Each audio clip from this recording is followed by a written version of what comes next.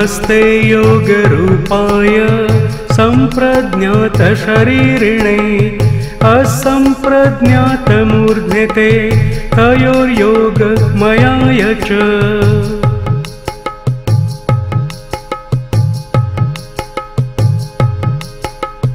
वामाङ्गभ्रान्तिरूपाते सिद्धि सर्वप्रदा प्रभो भ्रान्तिधारकरूपा वै बुद्धिस्ते दक्षिणाङ्गके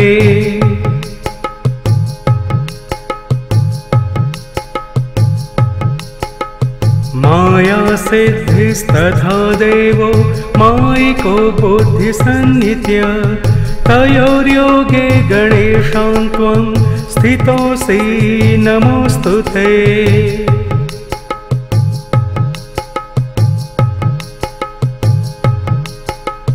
जगद्रूपो गकारश्च णकारो ब्रह्मवाचकः तयोर्योगे हि गणोपो नाम तुभ्यं नमो नमः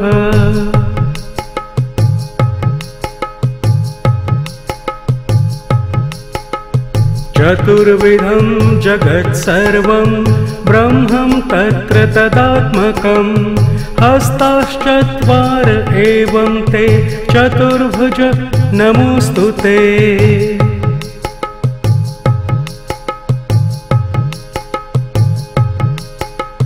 स्वसंवेद्यं च यद्ब्रह्म तत्र खेलकरो भवान् तेन स्वानन्दवासि त्वं स्वानन्दपतये नमः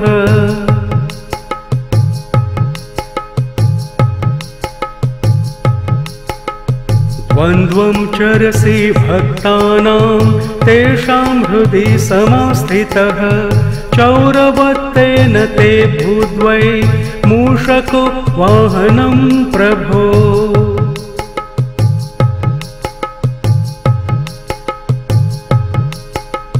जगति ब्रह्माणि स्थित्वा भोगान् भुक्षि स्वयोगगः जगदिर्भिर्ब्रह्माभिस्तेन चेष्टितं ज्ञायते न च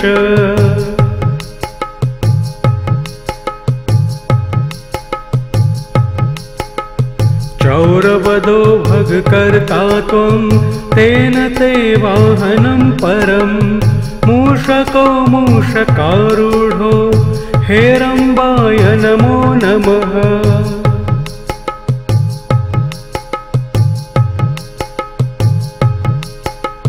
किं स्तौमि त्वां गणाधीश योगशान्तिधरं परं वेदादयो ययुः शान्तिमतो देवं नमाम्यहम्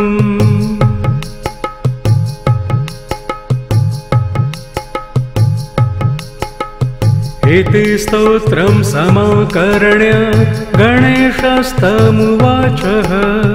वरं वृणु महाभाग दास्यामि दुर्लभं ह्यपि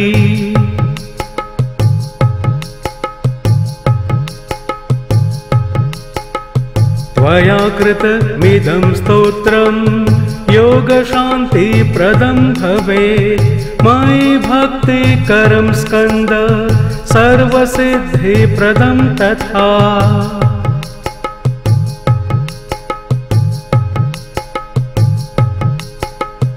यं यमिच्छसि तं तं वै दास्यामि स्तोत्रयन्त्रितः पठते शृण्वते नित्यं कार्तिकेय विशेषतः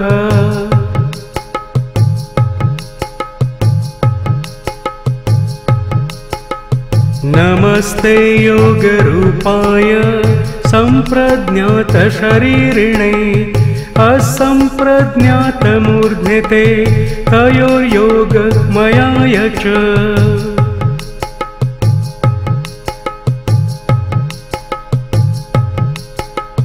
वामाङ्गभ्रान्तिरूपाते सिद्धि सर्वप्रदा प्रभो भ्रान्तिधारकरूपा वै बुद्धिस्ते दक्षिणाङ्गके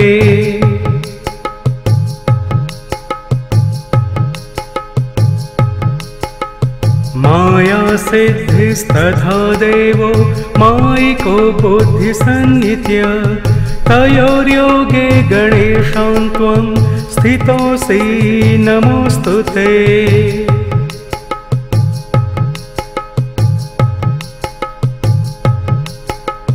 जगद्रूपो गकारश्च णकारो ब्रह्मवाचकः तयोर्योगे हि गणोपो नाम तुभ्यं नमो नमः।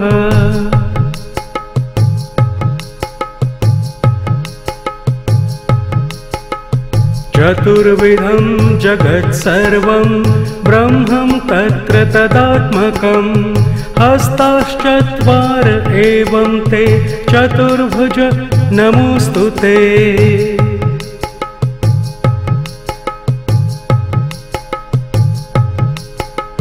स्वसंवेद्यं च यद्ब्रह्म तत्र खेलकरो भवान् तेन स्वानन्दवासि त्वं स्वानन्दपतये नमः।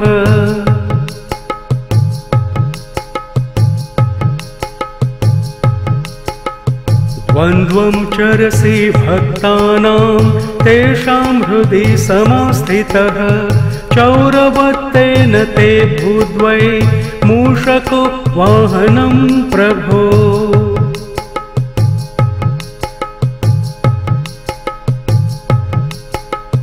जगति ब्रह्माणि स्थित्वा भोगान् भुक्षिष्व योगगः जगदिर्भिर्ब्रह्माभिस्तेन चेष्टितं ज्ञायते न च।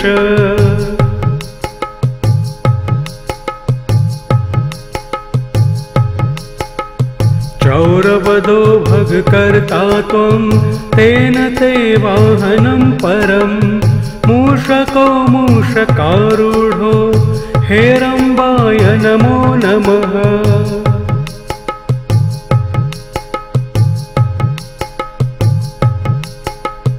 किं स्तौमि त्वां गणाधीश योगशान्तिधरं परं वेदादयो ययुः शान्तिमतो देवं नमाम्यहम्।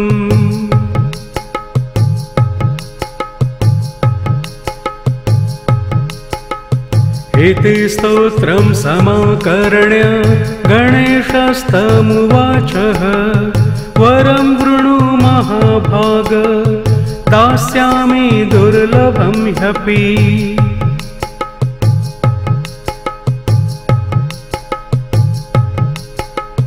त्वया कृतमिदं स्तोत्रं योगशान्तिप्रदं भवेत् मयि भक्तिकरं स्कन्द सर्वसिद्धिप्रदं तथा।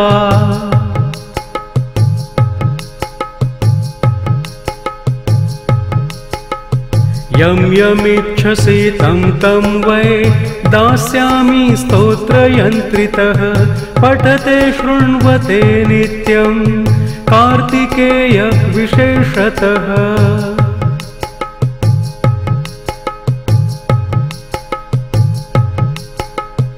इति श्रीमुद्गलपुराणान्तर्वर्ती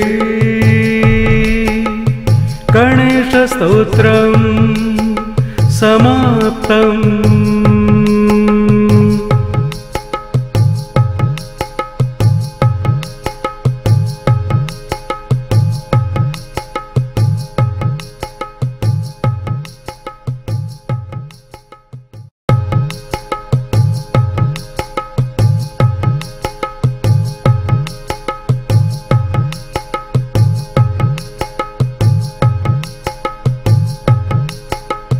नमस्ते योगरूपाय सम्प्रज्ञातशरीरिणे असम्प्रज्ञातमूर्ध्ने ते तयोर्योगमयाय च।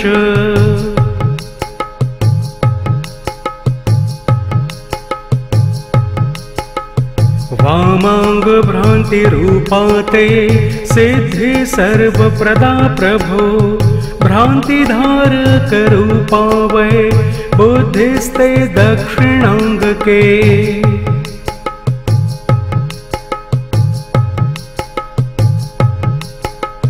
माया सिद्धिस्तथा देवो मायिको बुद्धिसन्नित्य तयोर्योगे गणेशां त्वं स्थितोऽसि नमोऽस्तु ते।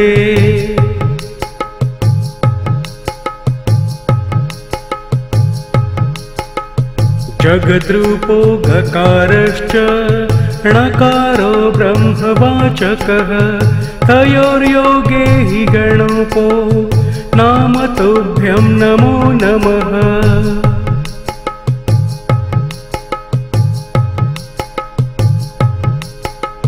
चतुर्विधं जगत्सर्वं ब्रह्मं तत्र तदात्मकं हस्ताश्चत्वार एवं ते चतुर्भुज नमोऽस्तु ते।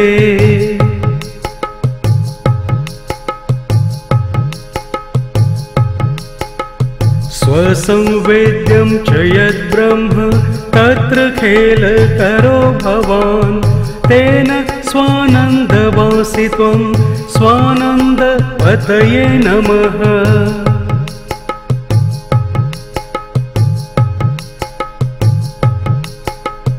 द्वन्द्वं चरसि भक्तानां तेषां हृदि समास्थितः चौरवत्तेन ते भूद्वै मूषको वाहनं प्रभो।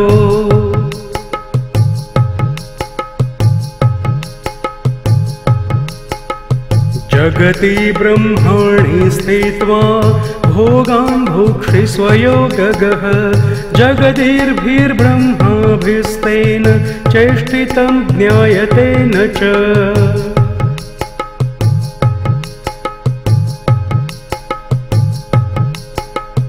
चौरवदो भगकर्ता त्वं तेन ते वाहनं परं मूषको मूषकारूढो हेरम्बाय नमो नमः।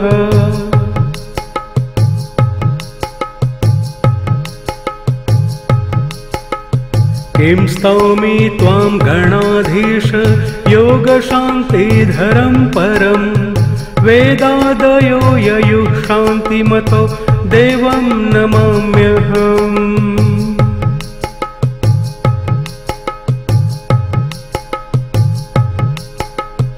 इति स्तोत्रं समाकर्ण्य गणेशस्तमुवाचः वरं वृणु महाभाग दास्यामि दुर्लभं ह्यपि।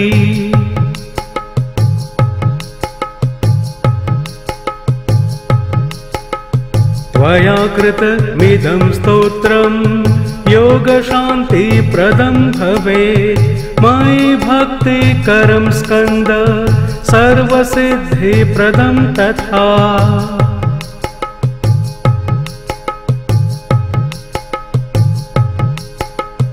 यं यमिच्छसि तं तं वै दास्यामि स्तोत्रयन्त्रितः पठते शृण्वते नित्यं कार्तिकेय विशेषतः।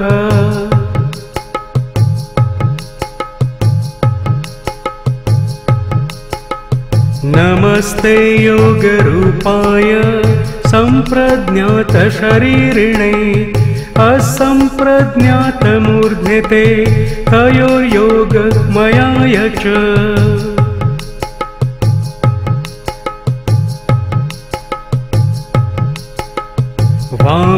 वामाङ्गभ्रान्तिरूपा ते सिद्धि सर्वप्रदा प्रभो भ्रान्तिधारकरूपा वै बुद्धिस्ते दक्षिणाङ्गके।